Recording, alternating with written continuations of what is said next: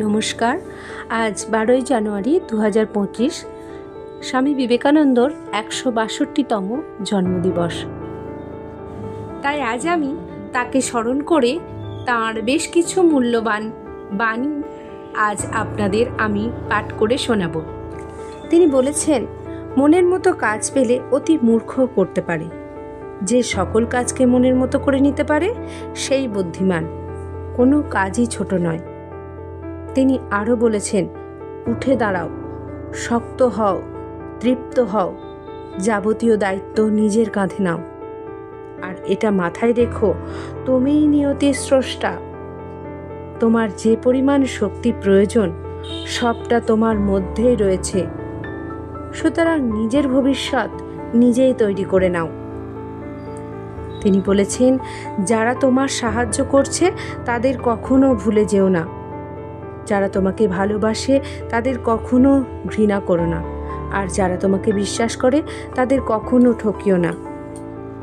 তিনি আরও বলেছেন, শক্তি হলো জীবন, দুর্বলতা হলো মৃত্যু, সম্প্রসারণ হলো জীবন, আর সংকুচন হলো মৃত্যু। প্রেম হলো জীবন, ঘৃণা হলো মৃত্যু। তিনি বলেছেন, নিজের ভিতর থেকে জাগ্রত হও। অন্য কেউ তোমাকে শিক্ষা দিতে পারবে না। অন্য কেউ তোমাকে ধর্মের পথে চালাতে পারবে না। অন্য কেউ নয়, তোমার আত্মাই তোমার শিক্ষক।